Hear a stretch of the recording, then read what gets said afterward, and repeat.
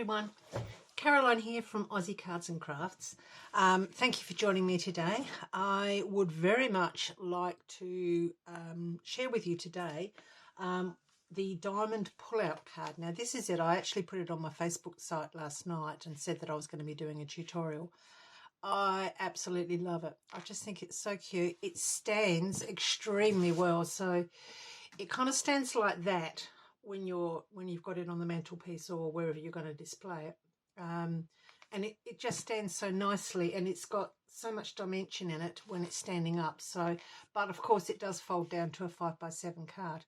So I'm going to show you how to do this today. Excuse me. The original one I saw recently was from a website called Iced Images. She's a lady from the UK. I don't know her name because she doesn't actually say her name on there, but she does some beautiful cards, and I'm going to link her website, and I'll link her tutorial. Hers is slightly different to mine. I think she put her sentiment there, and I've got my bigger diamond here coming out a bit further because I just wanted it to balance to be there, like to actually go to the both edges. So there's a couple of minor changes, but they really are only minor. So thank you, Iced Images, for this, because I really do love this. So what we're going to do today is we're going to use obviously different papers, and I've done a lot of this already just to keep the to keep it down in time. The papers that I'm using, the pattern papers here, I'm using two contrast ones. I'm using this one and this one, and these are both Mintay Papers. The darker one is, I don't know whether it's got a name on it. It's got a product code, which I'll pop in the description, and also, yeah, this one. So there's two different numbers for it, but the it's called Day by Day, and I don't know where I got it. I think I got it from the local craft store here, but it's been in my stash for I would say probably well over 12 months. So I don't know whether it's available, but it's something that you could look up if it's something that you like. Okay, I'm going to go through all the sizes for you. Everything is actually cut out. So I'll bring my chopping board in, or my cutting board in here, to give you all of your dimensions. So firstly, we need to go with our base piece. Now this is going to be a 5x7 card, so I've done the base in black this time, and that is going to be 10 inches by 7 inches, and along the 10-inch line, 10-inch side, you need to score at 5 inches and 2.5 inches. Now once that is done, you can then make your card base, which is, there's your main card, and then you fold this back, and that gives you basically a Z fold card. Okay, so, and that is basically how it's going to stand. So that one I'll pop aside. Next, you will need a matte piece. Now I have used a rose gold with this one, and it's just beautiful. It's a metallic paper, and it's just gorgeous. Or mirror card, should I say, not metallic. So this one is going to be 4 3/4 by 6 3/4, and that is going to go on there. On top of that, I'm going to use the light one of the two pattern papers, and this one is going to be 4.5 inches by 6.5 inches. Okay, so 4.5 by 6.5. That will then go on top there. You then need two pieces that are 2 1/4 inches by 6 3/4 inches. So two of those. You then need, what I have done is I've done two different colours. They're the same paper, as you can see, but I've done them in two different colours. So you need one that is 2 inches by 6.5 inches, and you need the other one, which is exactly the same, 2 inches by 6.5 inches. Okay, so they will go on those. Then you need your diamonds. Now there's two sizes of your diamonds. Yeah, I know that's another piece. There's two sizes of them. You will need The two smaller ones, your base one, you'll need the black card or whatever your base card is going to be at 2.5 inches by 2.5 inches. Your mat is going to be once again in the rose gold, and that's 2.25 by 2.25. And your pattern, and I've used the dark one for this, is 2 by 2, and you'll need 2 lots of that. So there's those ones. Your larger one, your base one is going to be 3 inches by 3 inches. Your matte layer is going to be 2 3/4 by 2 3/4, and your top layer, once again done in the darker color, is 2.5 by 2.5. And I will list all of these measurements below so that you can actually see that. So there's that one. I've also done a sentiment. Now I've obviously, you can see I've actually heat embossed that. I've put it on black, and I've used the mirror board behind in the rose gold. I'm not going to give you necessarily a measurement for that because it depends on what you actually use. The other piece is, because when you open this up, really there's nowhere to write your greeting. I'm going to be putting my greeting on the back with this one. So I have done a greeting already, and this is going to go on the back just there. Okay, so, and as you can see, I have I've already heat embossed that to save time now. So that's basically, oh no, there's one more piece, and a very important piece. You need a piece of your black. Now, I did it in white on this one, but I could have done it in pink, and I think probably if I could have found a pink like that, it would have gone into the background more than just being in the white. But you don't really see it because when the card's open, it's like so. So, but for this one, I'm using a piece of black, and that is going to be 4 inches by 3 inches. And along the 4-inch side, you will be scoring, don't worry about the tape at the moment because I've pre-taped everything.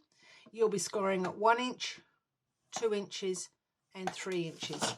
And once that is scored, you will then fold and burnish those score lines. And this is going to be for that box that is actually in there. Okay.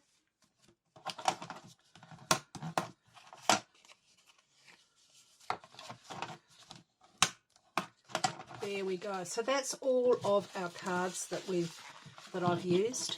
A couple of things that I have used on it. The sentiment that I've put on the back. I don't know what brand it is, but age is merely a number of years the world has been enjoying you. I call it birthday fun. It was from the local craft store here in South Australia. And the happy birthday that I did on my sentiment, which is this one here, is the happy birthday from Let's Hear It for the Girls, the Made to Surprise, which is Sam Calcott. So yeah, that one. That's a really nice size, that one. So there's those. Okay, now a couple of things before we start. What I have done, I'll just get rid of this. What I have done on this, and you hope you can see it, I've actually put glitter on all of these flowers that are on my, just to make them pop a little bit more. So that they can dry, I'm going to do that now. So I'm going to take all of my diamond pieces, only my diamond ones, so just the top ones, and I'm going to use, now where is it? Here it is. I'm going to use Cosmic Shimmer, and I'm just going to put a little bit on each of those flowers, and then I'm going to put over an opal blend of superfine glitter. So all I do is just pop a little bit just around there. This is just going to make it pop just that little bit. But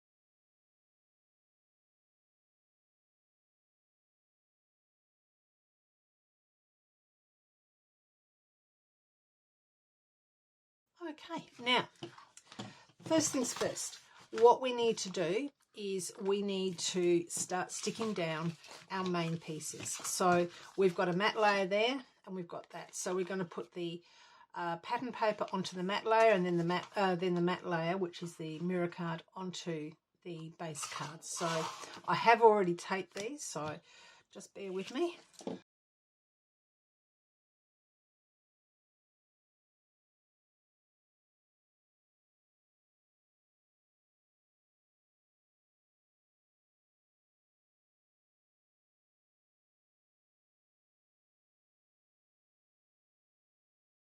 Okay, so now as you can see, we've got the contrast there. So what we're going to do next is we are going to put together, we're going to pop this one in here. Now, remember I said to you that you needed to score it at 1 inch, 2 inches and 3 inches. So if you turn, once you've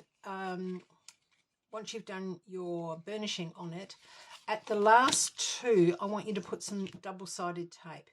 Now, we'll do this one bit at a time. Now, we know, I'm just going to grab my ruler here and my pencil. We know that this is, oops, wrong pencil, that one. We know that this is 7 inches in height. So we now need to, well, we know that we've got to actually come down, because this is, oops, no, the black one. That's what I need. So these are 2.5. So we need to bring this one down to 2, let me think,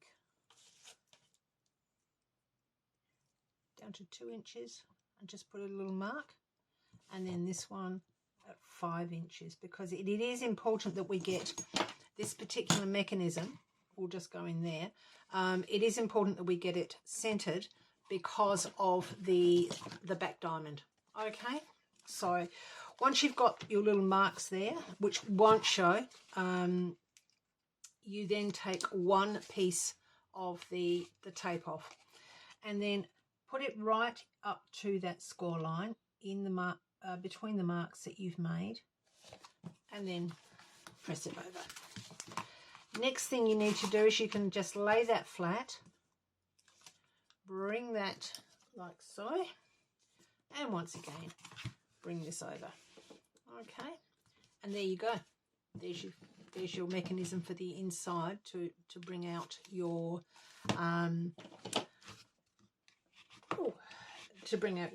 center diamond. This is very thick card. I would suggest that you do it with the 250, which is what I did here. This is 300 GSM, a lot of this, so it is very, very thick. So I'm going to have to burnish extremely well to make sure that this one is not got too much dimension. So there we go. So I'm going to pop that aside for the time being. Next, what we need to do, and we're going to have to be careful because these probably are still not dry, but we now need to put together our mats and layers for our diamonds. So once again, I have already put the tape on just for expediency.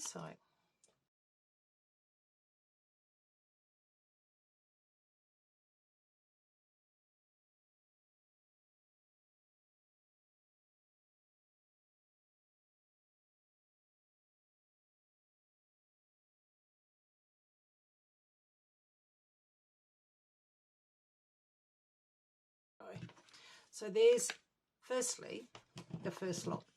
Now we come to the larger one. Now the larger one is a little bit trickier.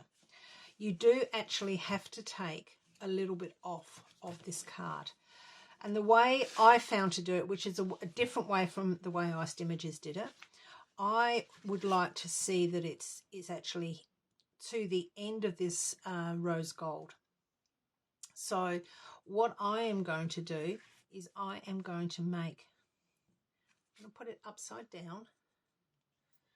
I'm going to slide that in the center there, making sure that it's nice and straight. And what I'm going to do is grab my pencil just there and there.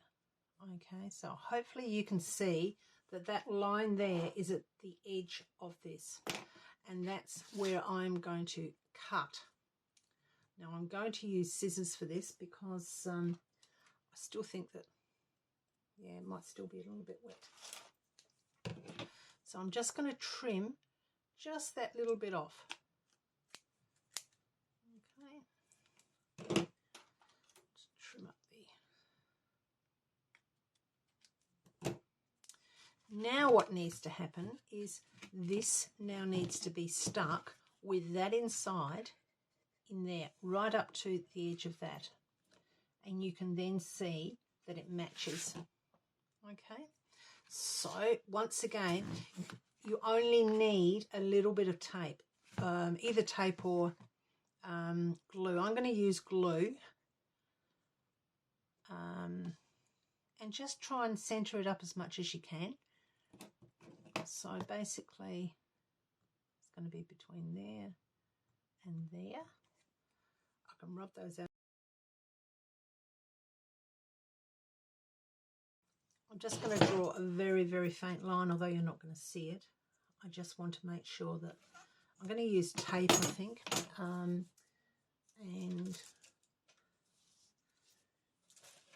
I'm going to use my wide tape. I think that will fit in quite nicely.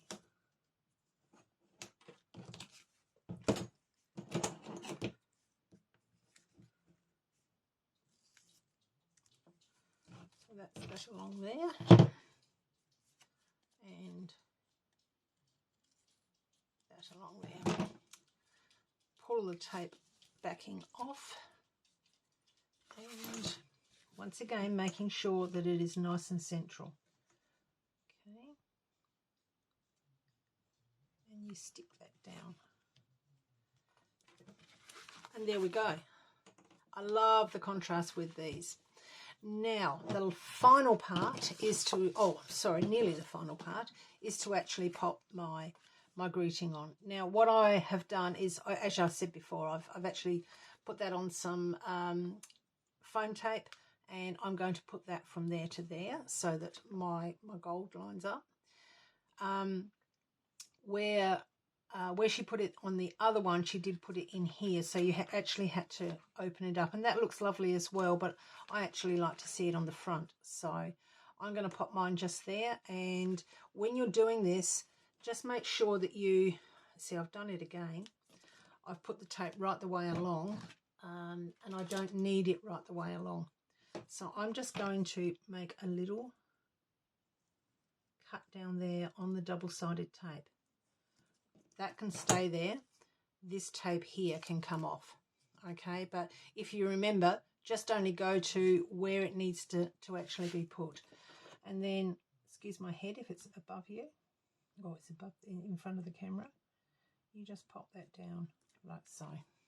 And there you can see that's, you're not going to see that anyway. And there is our card, nearly. I now need to just pop this on and our card will be finished. There we go. So there is our card finished.